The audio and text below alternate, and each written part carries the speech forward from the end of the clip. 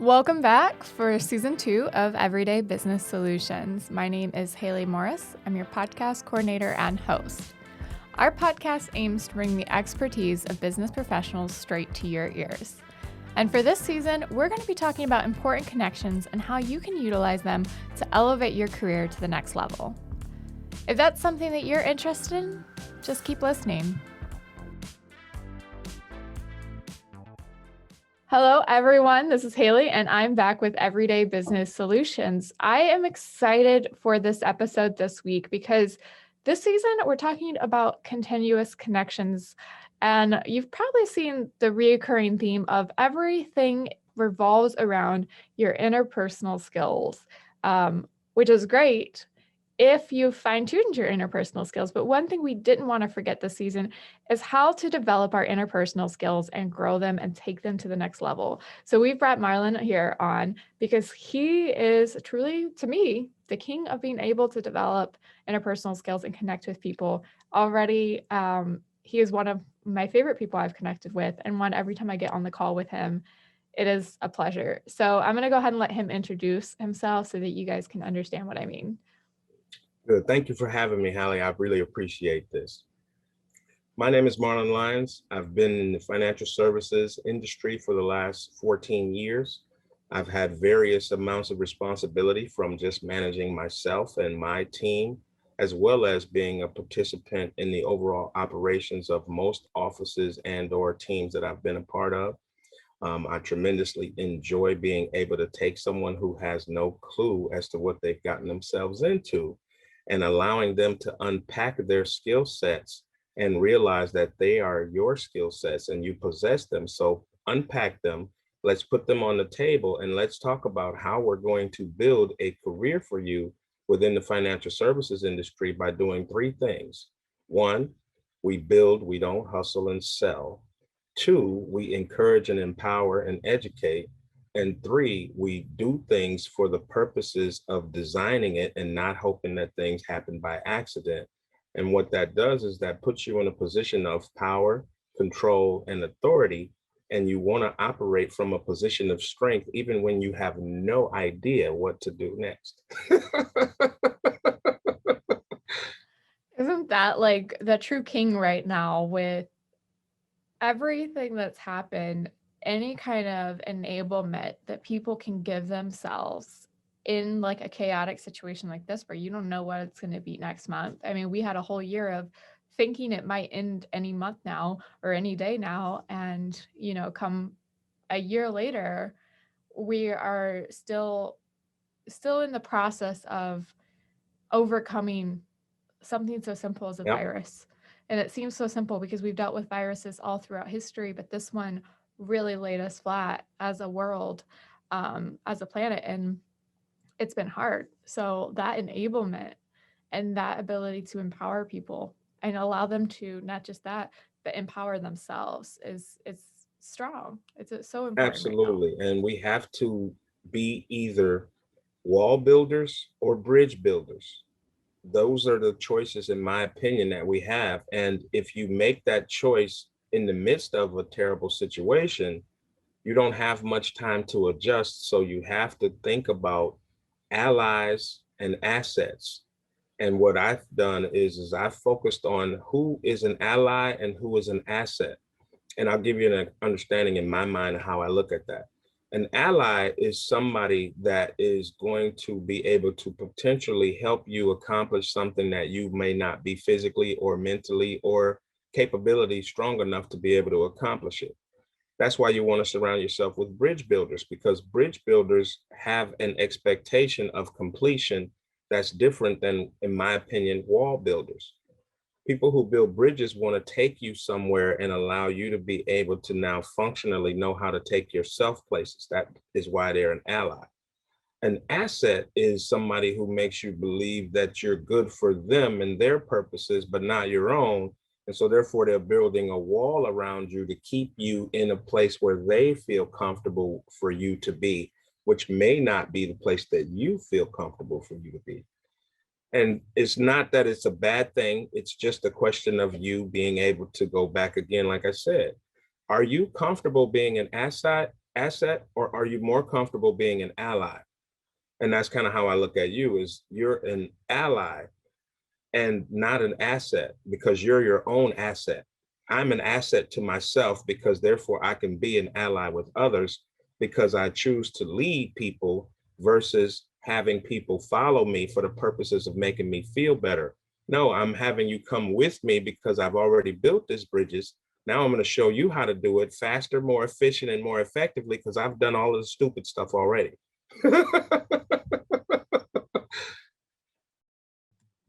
I think I've had somebody on, Todd Hendricks Jr., mentioned that he sees servant leadership as really the only type of leadership going forward.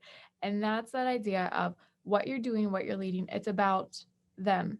And it's not about them being beneficial for you. It's about them being beneficial for them and what you guys are doing together.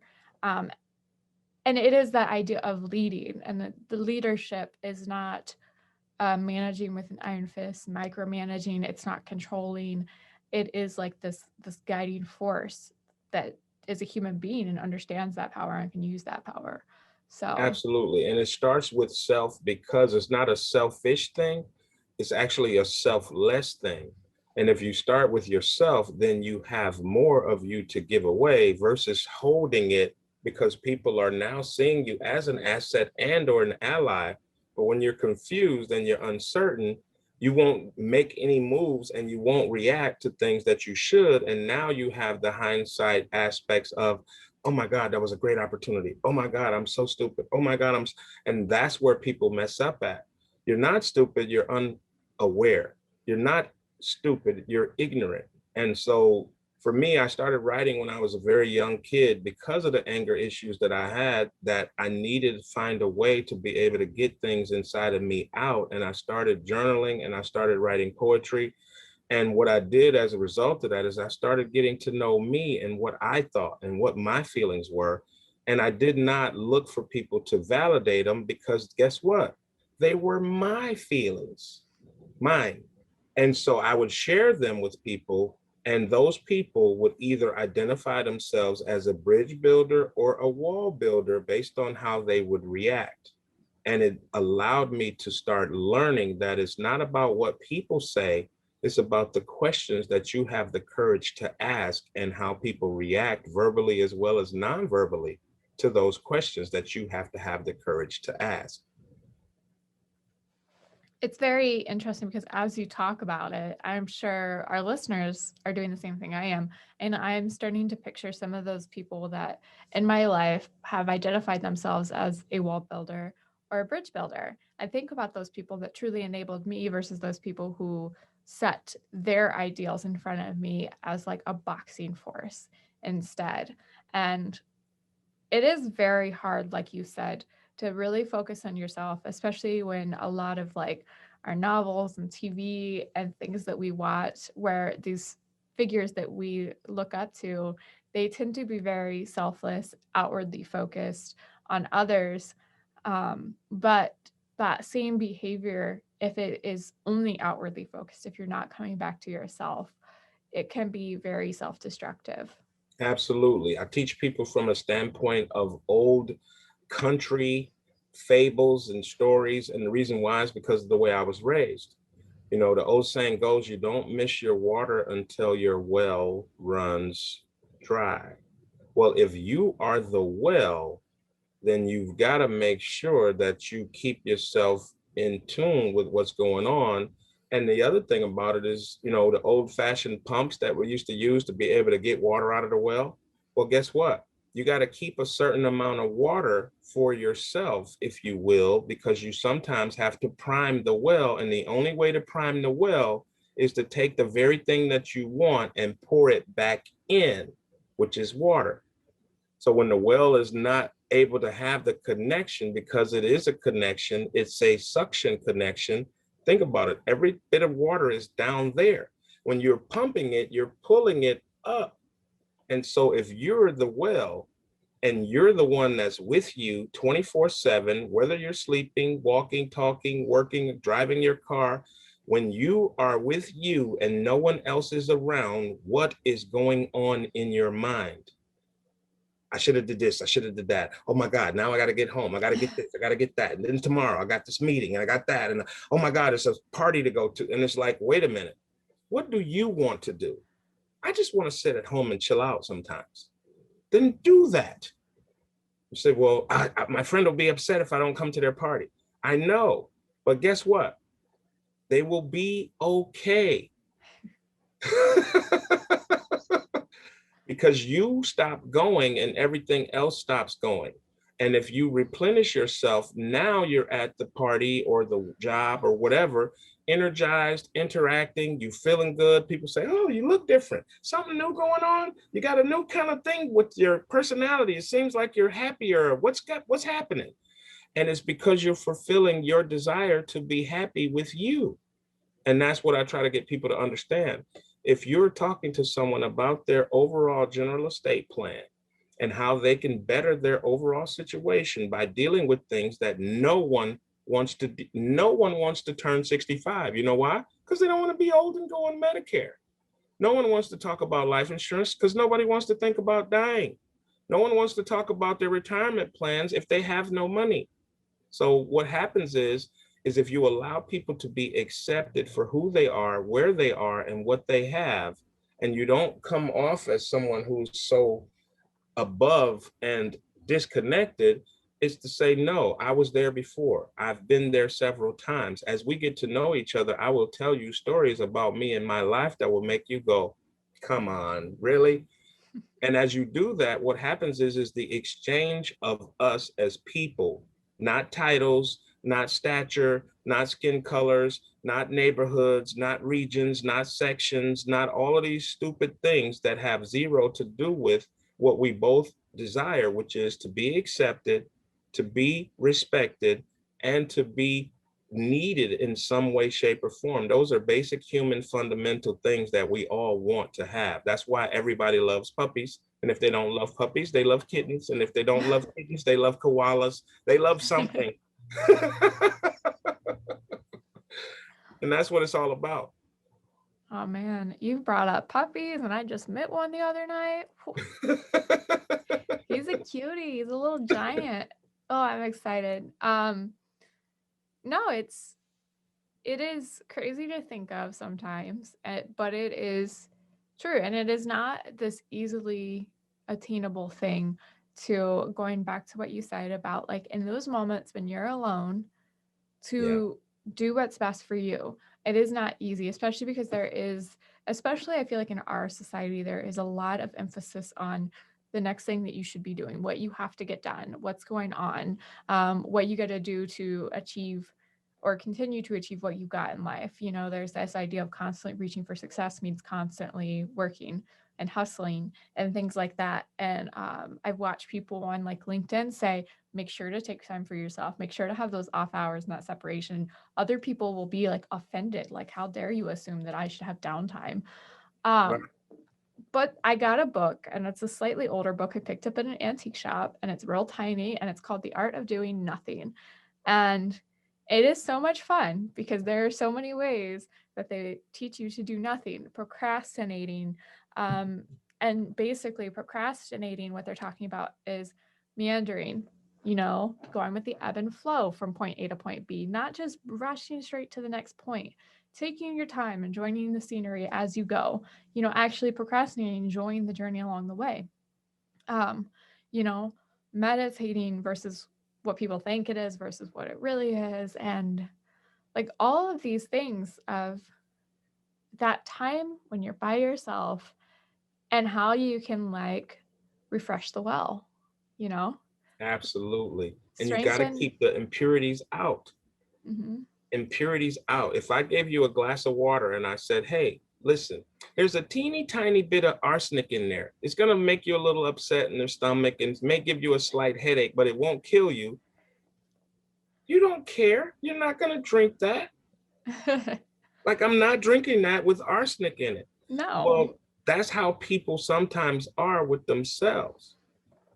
And they will sabotage themselves before they get started. And I've seen it millions of times in this business where I sit down to interview someone who absolutely hates what they do. They're not making enough money. They don't have enough time. They're frustrated. They don't like where they live. They don't like their car. They don't like the trips they take. And then I say to them, how do you feel about working on 100% commission? And you know what they say? I'm terrified of it. I said, okay, how's things working out so far in your current setup? Well, I hate this job. I hate this. I hate that. I don't like this. I don't like that. I said, when you get ready to take a vacation, do you go places you want to go, or do you go visit people you're related to because you have no choice? And they go, um, not necessarily, but I can't go where I want to go. And I said, okay, if you were to sacrifice, not suffer, not be punished, not be put under subjugation, if you were to choose to sacrifice, no different than you choose to not eat carbs or sweets or whatever else, if you choose to, would you feel better about the prospects of your situation being able to have more control, more autonomy, and more freedom? They go, well, yeah. I said, okay. So don't get stuck in poisoning your own well. I look at your resume, and your resume tells me you have the skills that if you allow me to unpack them with you and get you to see yourself as an entity versus somebody else's asset, I want to show you how we can align ourselves, and I can leverage my knowledge and skill with your skills and show you how to build a bridge to where you want to go. Does that sound like a good prospect? They go, oh yeah. I'm like, okay. In 3 minutes, I just changed your perception, excuse me, to being able to see what's possible versus seeing what is. And if you don't like what is, how can you change it if you won't let yourself see what's possible? It is crazy the way perspective and like your perception of the world can truly shape your life. And a lot of that is just realizing even the things that you don't control, you have an impact on. And sometimes that impact is as small as your mood and how you react. Because sometimes you don't have a chance to respond. You don't have time to think ahead, plan, and do all that stuff. Sometimes you are just reacting. I mean, in March, majority of us were just reacting at first. It changed as we got our feet under us, but a lot of us were just like, I went on college break and we never came back to campus, and I never came back to campus again because I'm done with college. But we literally, like, they'll be like, we might have to go on a break for a couple weeks. My younger sister is just going back to in-person classes in kindergarten. Wow. For the first time, and it's been almost a whole year. Yeah. So it is sometimes insane because you are just reacting. And like, I was talking to my brother back in December when he came to visit, and he's gone through a lot of hard things in the last couple of years. He's lost 2 siblings. He's graduated high school. He tried college and dropped out of college, and he finally got a job that he loves. Is a sales rep making commission and stuff like that. And it fits him to a T. He loves it. It fits his skill set, his mindset. But he was struggling a lot with, like, what if somebody else just dies? What if this happens? Blah, blah, blah. And I told him, I was like, Zachy, you can worry about that stuff, but you could also still choose to be happy. And he's like, well, what do you mean? I was like, you decide if you're happy or not. No one else does. Your situations do not decide if you're happy. I was like, my situation can suck, but somebody in a podcast who she's just living her own life and she happens to talk on a podcast on the side said recently that, like, before she makes a decision, she always, like, takes a moment to breathe and think it through, recollect her thoughts, because she never wants to react right away. I was like, don't let yourself react right away. Actually give yourself a chance and then say, what's good about this situation? Because there's something in everything that's a reason to smile, even if it's not that one moment. I think there's truly some reason you can give yourself to smile. And even if you can bring a small grain of positivity to a situation, you can completely change the outcome. And see, you said something very powerful right there. What you said is you challenged him to ask himself a question. And remember, I said it's all about the courage that you have to ask the right questions, because questions elicit expansion. Questions open things up. And if you're the well, but you don't know how to ask yourself the right questions, then you can't replenish yourself. And what happens is you continually are looking for others to give you the answers that you have to search for within yourself. And some answers are just answers for Hallie. Some answers are just answers for Marlon. And some answers are answers that you can supply to others after you've paid the dues that you have to pay to be able to get yourself to now be able to answer tough questions that you have to ask of yourself. I joined the military when I was 17 years old. I had to get a special waiver and authorization from my mother to allow me to join at 17 because I was not yet an adult. Mm. She was not interested in signing that waiver, let me tell you. But I was very convincing because I had made up my mind and I knew what I wanted to do. So much so to the point where I told her, if you don't sign it, that's fine. The day after my birthday, I'm going to sign it, but it will be that way forever. And I'd much rather have us go back and look at things from you trusting me that I know what I want to do with my life, to where we can now have a joyous moment about it from now on, even though it's not that enjoyable right now, but it will be later on. And today we laugh about it. I went into the military on the day before my mom's birthday. Can you imagine? Oh my goodness. And she was not interested in me going, and I went anyways.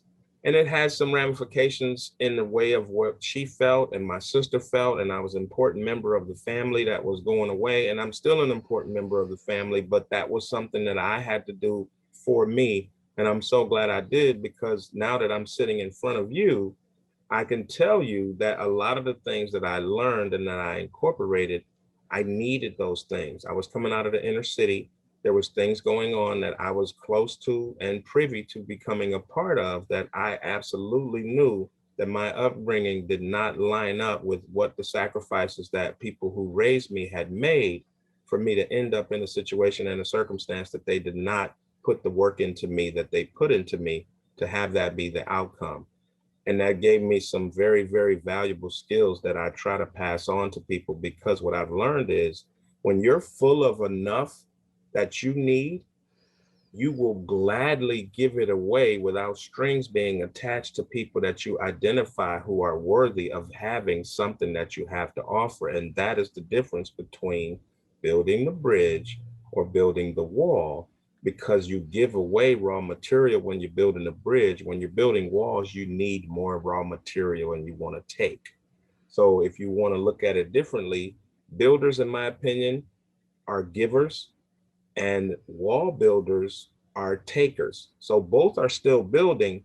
One is building bridges to go places, and the other one is trying to stay where they are and keep people locked in with them.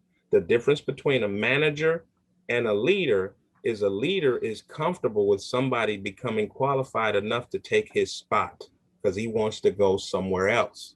And that means higher. The wall builder wants to stay where they are and keep looking good by having the people around them be assets who can't get away from them because they've blocked them in and walled them up. Hmm. I tend to see with the wall builders too, and I just finished a book, so I'm actually like the two main characters. One is clearly a bridge builder and one is clearly a wall builder. And the wall builder, the big thing with her is if you don't fit the qualifications of what she wants within her enclosure that she's created, she wants to completely change you to fit, or she wants to kick you out entirely. And she's very destructive in her path. Even if when you start the story, the author does an amazing job of developing these characters and getting you in their heads. So you understand her logic in a way, you understand where she comes from. But at the end of the day, by the end of the book, you see the toxicity of that behavior and what it can do, especially to the people around her and herself. Um, Absolutely. what she does to herself is like crazy. Um, and it makes me think, we came to this episode to talk about interpersonal skills. And I bet some of our listeners are wondering, but we talked about ourselves a lot. But that's what you were talking about. If you can't work on yourself, if you can't make yourself whole and develop yourself into a bridge builder, then you are never going to be able to truly develop those interpersonal skills, because the interpersonal skills start with the bridge. They don't start with the wall. No, they So don't. And that's where and just to give an example of something relevant for people that may want to be able to utilize something, take a piece of paper, and I challenge somebody to line that paper up with 10 minimum, 1 to 10. Just take a blank piece of paper, write down 1 to 10. And I challenge people to be able to write down enough relevant skills that they feel that they possess, that they use for acquiring friendships and or a place of employment. And then take another one and write down 5 things that you do for yourself. And I bet you people will fill the first one out really quickly, and the second one they'll struggle with, just to get the half as much, because we're programmed to think about pleasing others, so much so to whereas we forget that if we're going to please others, what are we doing for ourselves? I like to fish. I don't go fishing and fish with the bait that I like. I go fishing with the bait that I think the fish will like, because I'm not trying to catch me. I'm trying to catch them. probably wouldn't be as enjoyable of a fishing trip if you were. Exactly. And so what I try to get people to understand is what kind of bait are you using to catch you for you?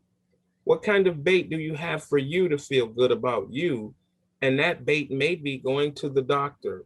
Not really. That's terrible. Nobody wants to go to the doctor. No one wants to go there. So they say, why you say that? I say that because I want you to realize how ridiculous it is that everybody, whether you're a wealthy CEO or you're the guy who just got off of a 12-hour shift, if it's coming down to, do you want to go to the bar, to the beach, to the golf range, or to the doctor? Nobody's picking the doctor. So what I mean when I say that is what are you choosing to do? They say, well, I don't have any money. Well, do you like the park? Do you like trees? Do you like the flowers? Do you like to see kids play? Yeah, I like that. Okay, cool. Go to the park with no money and enjoy yourself. Breathe the fresh air. Look at the birds.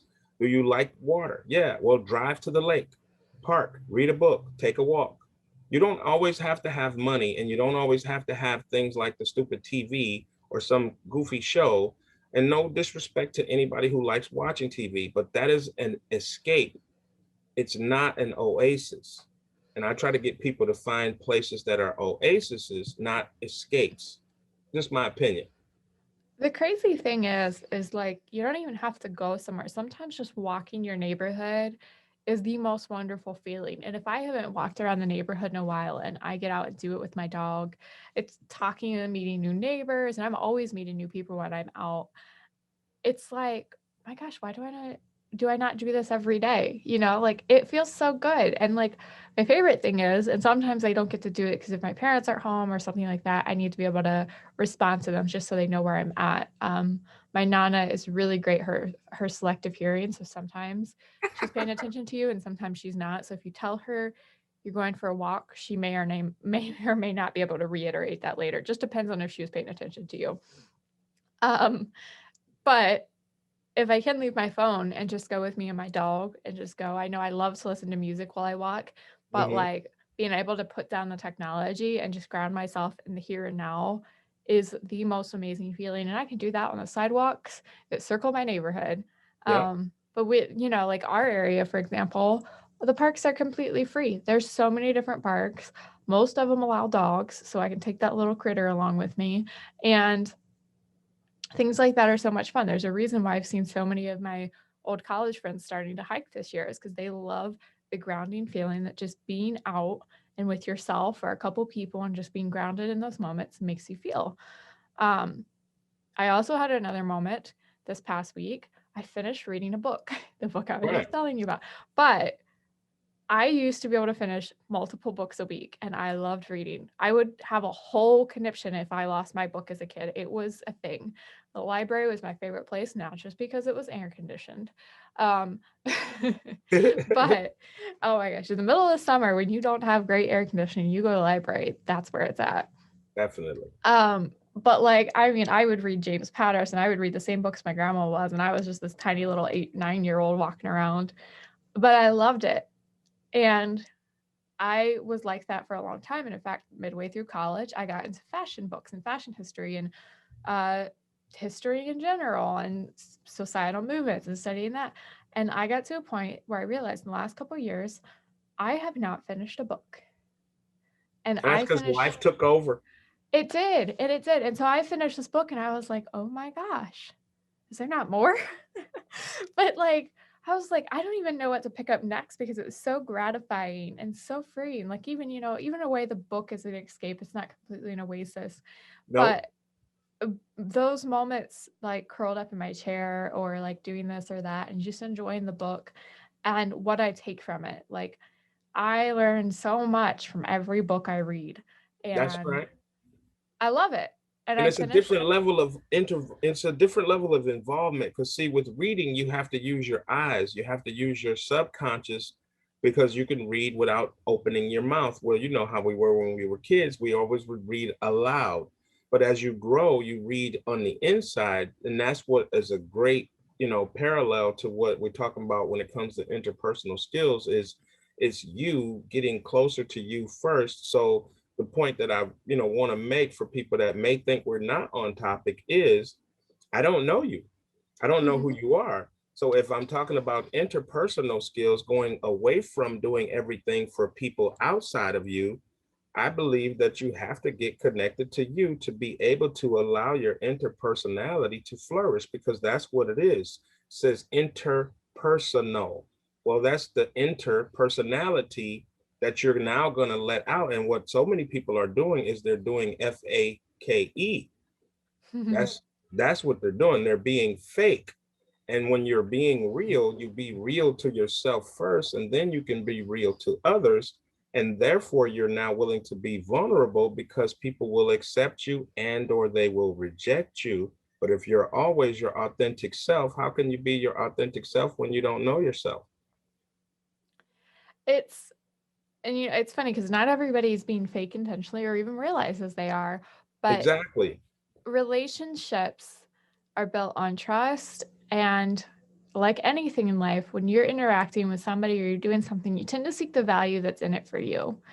And so if you're coming at a potential relationship or you're coming at somebody wanting to build a connection and you're not bringing yourself to the table, you're not bringing any value for them, it's going to fall through. Um, and I think that's like one thing I missed about being a kid is I was really just not afraid to be me. And back when I used to love to read and I know I carried a certain energy and I carried a certain thing about me, which is funny because I went through like the emo scene stage where you're supposed to be moody and depressed all the time. And I was the happiest little emo you ever did see. I could not be bubbly. Like there was a certain energy I brought to the table because I wasn't afraid to be me. I genuinely talk a lot and I love to share what I learn. And the more hesitant I got and the more like I lost myself along the way, the less I connected with people and the less like I saw them responding to my energy because it wasn't there. That's right. So, And that's the distortion that comes from things that we're either too young to be able to now understand, so we just feel the energy that's not good. Because children, it's amazing to me how they can tell people that like kids, and kids can tell people that don't really like kids. just like dogs can. Exactly.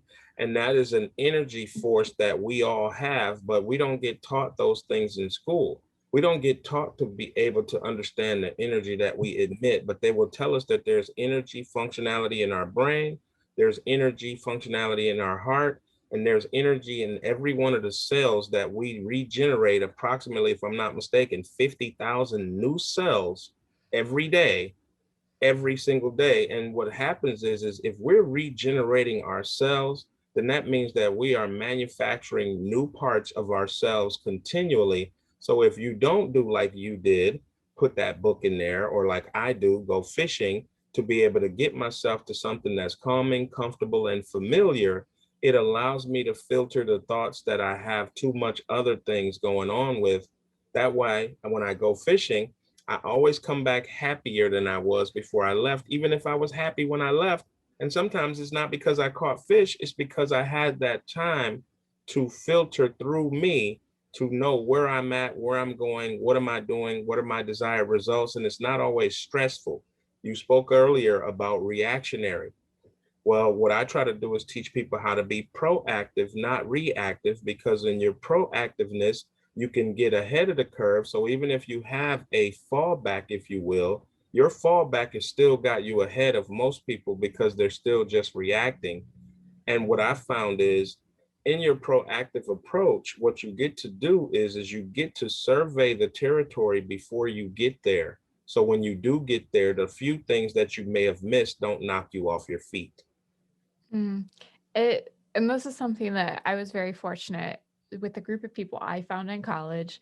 We focused on so many of the right things, and one of them was the ability to respond versus react. And the difference is responding is more of a preparedness. It's being able to take all of the readiness that you did before. It's being able to take all of the information you've gained and be able to take a moment, think, and then move accordingly. Reacting is literally something happens, boom, it's that flinch reflex. What do you do after something? Because it's completely instinctual. You haven't laid your plan. You haven't mapped out the possibilities and you've lost control.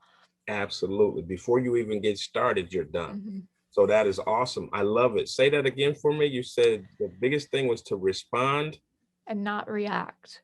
To I teach like that. how to be responsive instead of reactionary. And the whole concept of like, just being able to think things through sometimes. And there's this whole you can't prepare for everything. Well, no, you can't, but you can be prepared for being unprepared. You can be ready for the unlikely without having to overdo it, over prepare. Yeah. Um And it's just and like that the term, sorry, go ahead. I'm trying to think back to what I've talked to some truly amazing people through this podcast. So people looking back and who've listened to these episodes might recognize some of these things. And one of the things, like, just that, going back even to the beginning of the pandemic, there were some people that if they are reactionary people, one of the reactions they have is to freeze in the face of uncertainty. If Hmm. they don't know what the next thing to happen to them is, they just won't do anything. Exactly. Which is the worst thing. It's like a deer in headlights. Yep. And so I talk to people all the time, and with the pandemic, I can just give you a quick overview of how I reacted. I reacted in a military mind sense. And so for me, it was about organizing, getting everybody where they needed to go, do all of the things to get everything situated. And then it was wait. And it was a wait because nobody knew what the deal was. But what I knew was is I needed to get everybody that needed to be, that was a part of my pod, if you will, in a position where I knew where they were. I knew that they had the resources and the supplies that they needed. And then it was time to wait. But you were waiting comfortably versus uncomfortably physically. Psychologically, I couldn't get them to do the things that I needed them to do to be okay with waiting because everything was at a standstill and there was no way to be able to give answers to questions that were not really necessary in terms of asking. So I would just wait, but I was comfortable waiting because I knew I was prepared to do whatever it was that needed to be done. And that was the only thing I could do. So I was comfortable waiting, whereas other people were just discretionarily going nuts. And I couldn't be able to calm them down because I couldn't give them answers. So therefore, they were spiraling with the uncertainty instead of understanding that sometimes you have to be still because sometimes that's the only course of action. I was on a train before going to Chicago. We sat on those tracks for 2 hours. I don't know what was going on, but it didn't matter, to the point where they actually let us get off the train because they knew we were going nuts sitting on that train.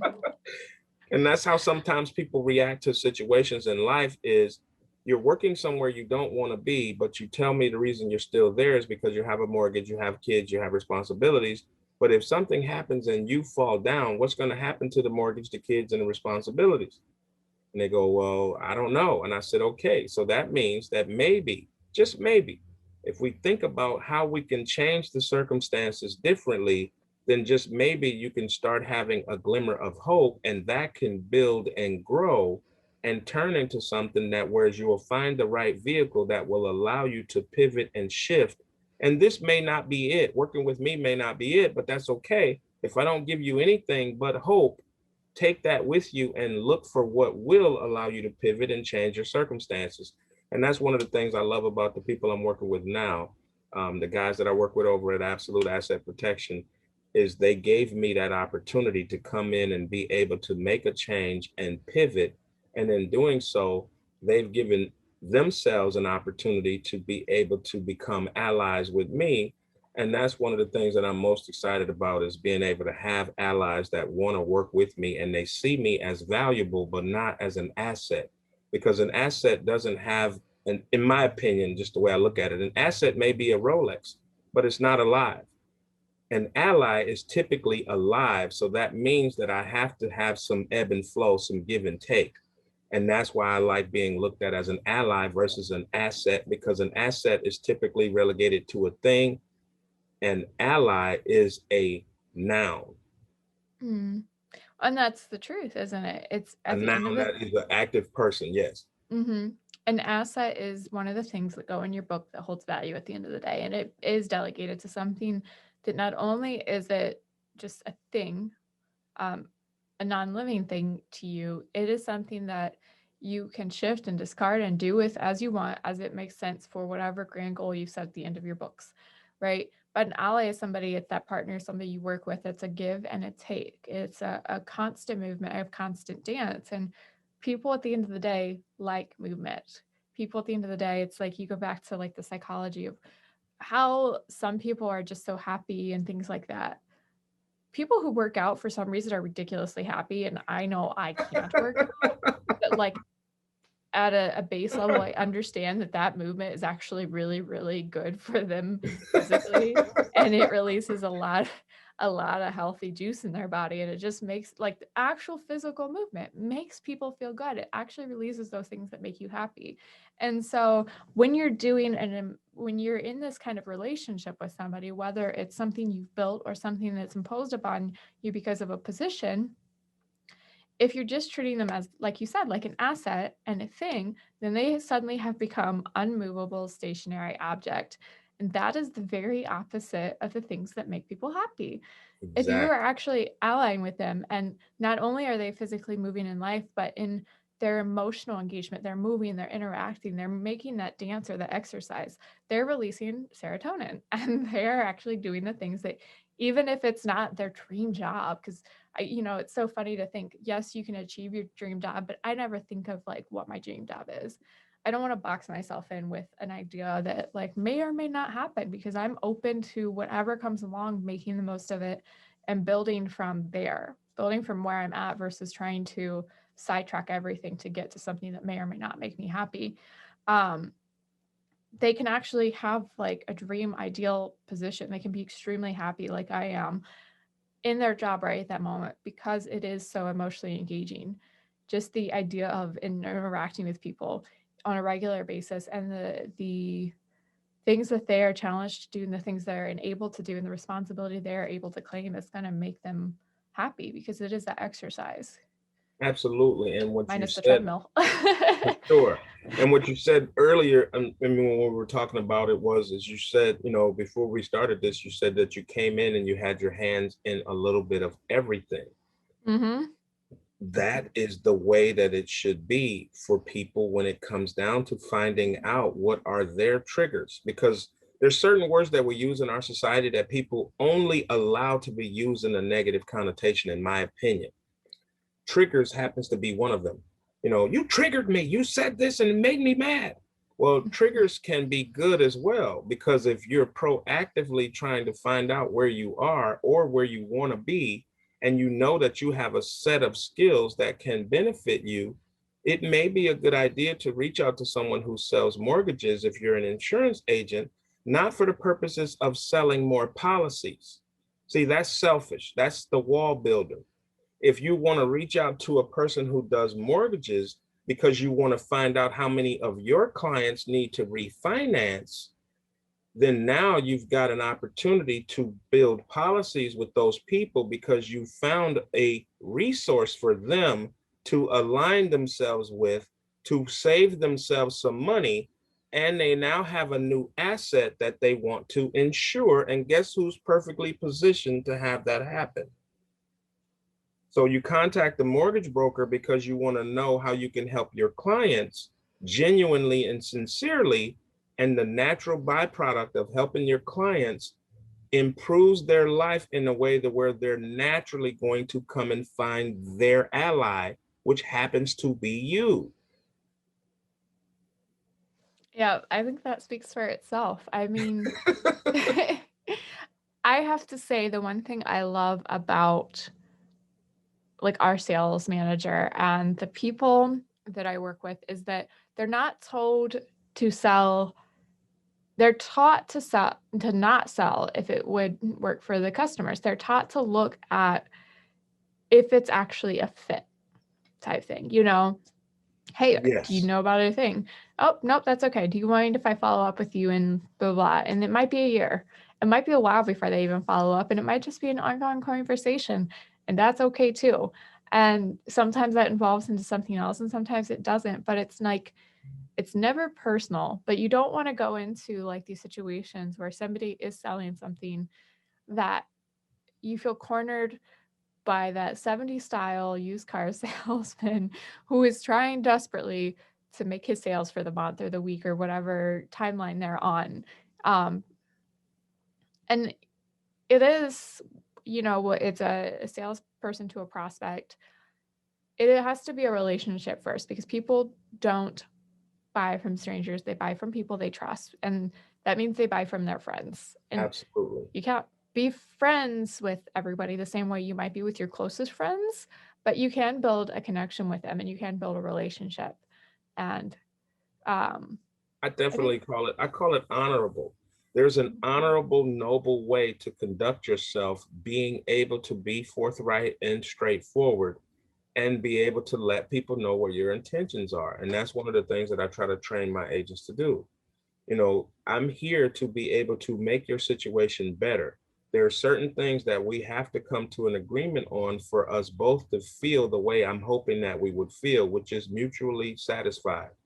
This is a mutually beneficial situation, and I'm trying to be able to make sure that I maintain that integrity on my end. And in order for you to do so on your end, I have to ask you some questions, and those questions will go towards that end goal and purpose. But if you don't give me the right information, I can't design the right plan. If I don't design the right plan, then you won't accept responsibility for having a jacked up plan and you will blame me. So therefore, you're a wall builder, and I'm going to try and help you in this moment become a bridge builder, at least with me. Then you can go back to building your walls however you see fit. it'd be nice to think that you can make them all builders for life, but sometimes that's not always the case. But yeah. And so that's where the interpersonal skills come into play. Sometimes it's not always directly related to what you do for money. And that's what I try to tell people as well. If you want to learn interpersonal skills for the purposes of making money, you're a wall builder trying to act like you're a bridge builder. If you want to learn interpersonal skills because they should be a part of your natural everyday life and you know you need them, then it will be a natural byproduct for it to bleed over into your financial situation and circumstances, but it can't be the lead. It's the difference between educating and sharing versus selling and pushing, in my opinion. And somebody may disagree, and that's fine. That's why we're all having our own mind frames Mhm. about what we do or don't agree with. But I got proof to be able to prove that my process works. And it's proof in the things that are starting to come as a result of people that I worked with in 2007, 8, and 9 now reconnecting with me as a result of me being in a new situation and circumstances that now allows me to be able to afford opportunities to them that they otherwise wouldn't have had previously. And that background that they have with me allows them to now know what they can do and what they can get in regards to what they want to do. And that makes me so excited that I just can't stand it right now. I'm fired up about everything. I think of when you're talking about your process and how you approach it. I think about the people that I went to school with because I was in a professional sales, marketing, and management fraternity, right? So we had a lot of salespeople, a lot of big, happy personalities. These people that are really full of energy, and I genuinely felt I was surrounded by really great people, really selfless people, and anytime I talk to them, I still feel the same way. And I just imagine those people going out into the the working world and being surrounded by wall builders and being boxed in and maybe eventually turned into a wall builder themselves. And all I can picture is that light and that energy that made me so happy during college kind of being burned out in these individuals, which I truly value. And that is sad. And if you're in a management position or you're a team member to these people, you don't want to be the one that crushes their light. You want to be the person that enables them to get brighter, to continue to spread that energy. So not only is it them that is infectious and contagious, it is the people that they touch and they spread it to. And I have some particular people in mind that like I still get excited when I see them on social media or I talk to them. And I couldn't imagine if somebody boxed them in with their walls. No, Like you don't want to be the person that burns out the light in others. You want to be that wall builder. And like going back to our other conversation, it starts internally. It starts with yourself and what you bring forward from inside out. absolutely. And that's one of the biggest reasons why, for me, and being able to meet you when I first met you, it was like, oh yeah, I can't wait to be able to talk with her. I can't wait to spend time with her. And it didn't even have to be on the podcast because you had that energy that I want to be around because it gives me energy to be able to keep pressing forward to say. And people talk about karma this and karma that. I believe in karma, but I also believe in manifestation of the things that you want, and you will manifest one or two. You will manifest the things you want and or the things you don't want. Be mindful of how you spend your time when you're just with you. So we spend so much time worrying about when we're with others. We get our hair right, we get our makeup or whatever the case may be, we get our ties straightened out and blah, blah, blah. But when you're all by yourself and you're not with anybody, what are you telling yourself again? Like I said, and not only that, but the challenges that you know are there. When you have a problem and you leave it sitting where it is, no one has ever said, oh, that's a nice looking problem. Let me grab that. No one tries to come and get your problems, but people bring their problems to you. And it's like, listen, if you're on my team and we're going in the same direction and we're trying to accomplish things, I'm going to take those challenges that you have and show you how to unpack them and give you tools that are going to be relevant to what you need to do so you can actually possess the skills that you need. I have the skill, you're coming to get me. I'm trying to get you to develop so you can have the skill because if I learned how, so can you. And that's where people have to become true to themselves. Because some people will say, I want to run my own deal. Do you really now? Do you want to fund it? Oh, well, I don't want to fund it. I just want to run it. And so it's about being able to be true to yourself and it's about making a choice. See, I can choose to be able to accept the fact that I'm in a position in my life when it comes to don't going to the gym. I'm building a wall. But I should be working on trying to build a bridge by starting with small things like taking a walk, like being able to get more actively involved with maybe just a few push-ups and sit-ups. I don't necessarily need to go and buy the gym membership and a full dietary specialist and all this other stuff, because now I'm giving myself a false sense of hope about what I should do that I know I'm not ready to do. So don't jump out and start a business because you hear me talking, but start looking at the things you need to do that you know are there that you're being reactionary to, and just make small rules. I'm going to stop being reactionary when it comes to whatever it is that my sister does or my brother does that I don't like. I'm going to start being proactively involved in getting myself a little bit more me time, being able to now schedule time to read a book, whatever it is. If you do small things for the betterment of what you want, then those small things will become the building blocks to now become a bridge builder. And if you're somebody who builds walls, then you have to start being able to get yourself around people who want to tell you things about who you are and what you're about that you may not like at the beginning. You may not like it because it's not pleasant to hear. But if you made up your mind to become something else than what you are, it starts to give you the raw material to start building the bridge versus using the same material to keep building more walls, in my opinion. Yeah, it's like you said, a lot of what we take in, we put out. So if you're, those you times, those moments when you're actually thinking, okay, what do you want to become? What do you want to build within yourself? Of course, it is like if you're changing your diet, for example, you don't do it all at once because then we set ourselves up for failure. Truly.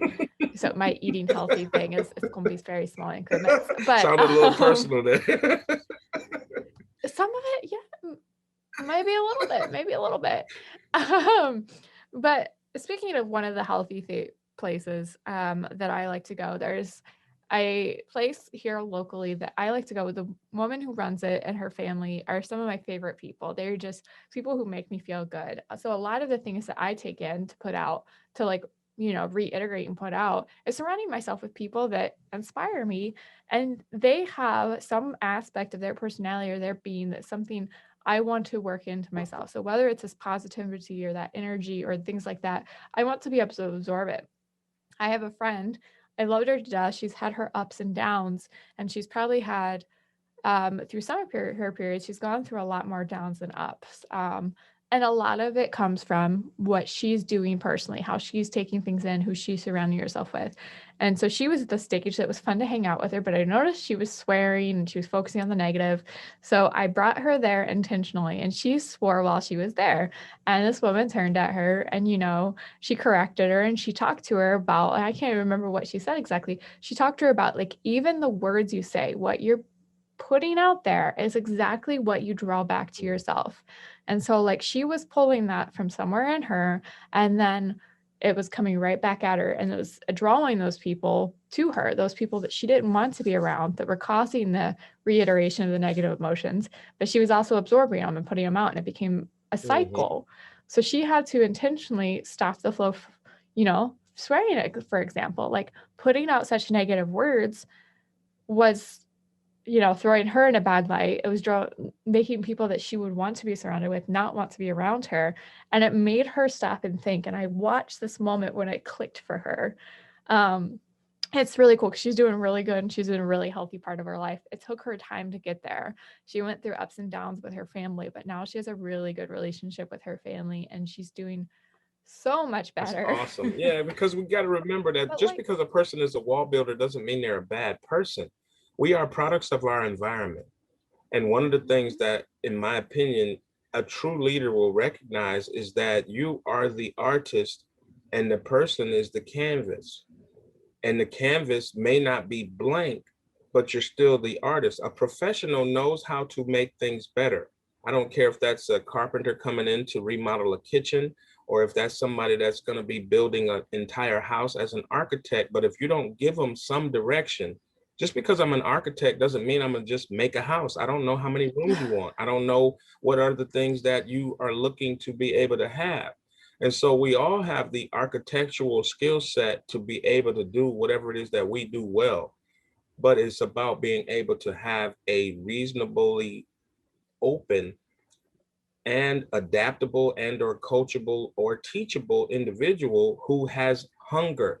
That is the number one thing that people have to be, is hungry. Because if you're hungry, it supersedes the lack of knowledge. It supersedes the lack of capital. It supersedes the, I have a rich uncle or I have a well-to-do parent. It supersedes all of those things that you may or may not have. Earlier, when you said I would like to take a walk in the neighborhood, you know what my mind thought? Not some of the neighborhoods that I go to. But but we have very again, cool people in my neighborhood. but again, and that's what I mean when I say it's not everything a person says is not for you to jump on and judge them by it. And that's what people do. I guarantee you there's people that's going to be watching us, and some of those people who are wall builders are by themselves being negative, but they're still watching and they haven't clicked off yet because they want to be better. They just don't know how to verbalize it. And that's where I try to get people to understand that it's not about judging you. It's about being able to accept you. And that's the part that the wall builders don't get. You're doing all of these things to be accepted, but you don't realize it. And so you're alienating and ostracizing people and wondering why they don't want anything to do with you anymore. I'm a nice person. Yes, you are. But when you start getting into that wall building phase, you start being conniving, manipulative, and you're taking advantage of people's niceness, thinking that they're not smart enough or aware enough to recognize it. But unfortunately, most people are just more resistance averse than they are like me. I'm going to let you know. And some people won't let you know, and they're catering and enabling that behavior by not letting them know. Because you said something very powerful when you said the lady corrected her. You didn't say she berated her. You didn't say she belittled her. You said she corrected her. And wall builders do not like correction. But they will respond to it. And hopefully, from what you're telling me, this young lady responded to it and it's been a positive. That was just one occurrence and one situation. Imagine if she had a mentor who was going to help her start to learn how to unpack the things that make her build walls. Mm-hmm. How powerful would that be? There are definitely people who they don't even realize they probably mentored me in my life, but like I've come back because sometimes just observing them, like this woman, for example, like just observing how she interacts with people sometimes is enough to inspire me to work better on myself. But it was magical to watch that, how she corrected her. She handled it so well. And to watch how my friend responded, because sometimes she can be, like you said, she can be that wall biter mindset. She can just react to it in a negative way and not like it. But I watched it click and I watched her chew on it. And does she remember that event now? I think she might have forgotten it, but I think she carries it with her. I think she carries the impact of those words with her for sure. And it is the craziest thing. Like that is one of the people I've intentionally made sure is still in my life because I know she has that impact on not just that one friend of mine, but on other people that she touches. So And that's a cool thing for you to recognize because, again, that tells me that you're a bridge builder. And just to be a bridge builder, people don't necessarily have to be, you can be passive and or aggressive. Either way can work.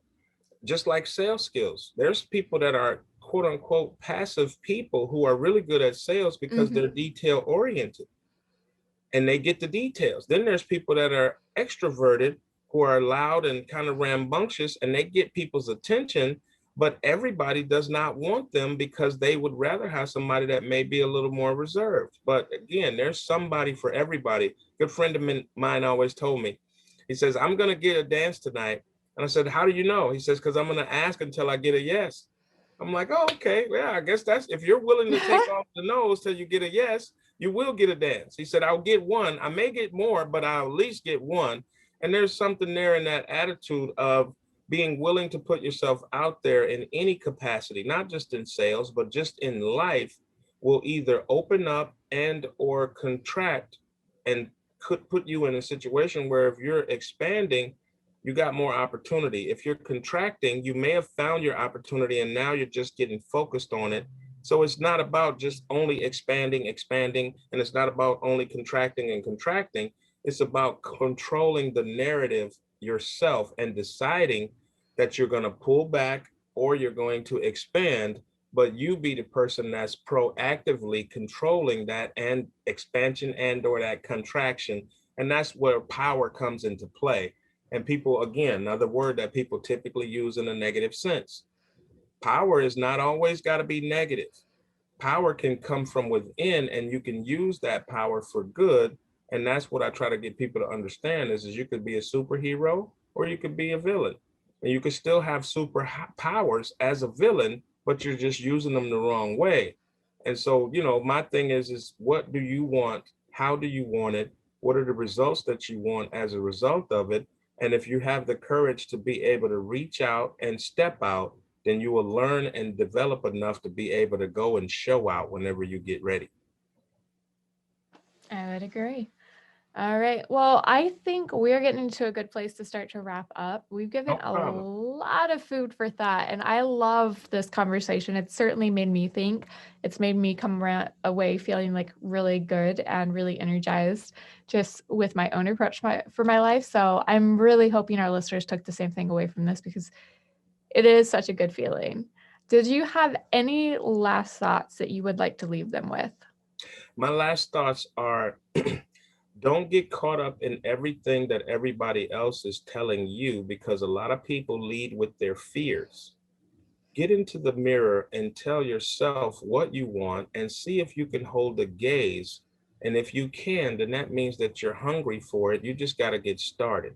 And if you get started, you will be surprised at how many allies show up because we myself, and speaking on behalf of Hallie, are looking for people who want to be able to help push the narrative of it can be done, it will be done, it shall be done. I just may not do it by myself, but I can still do it for myself. And that's what I want to leave everybody with. Thank you, Marlon. And thank you, everyone, for tuning in this week to Everyday Business Solutions.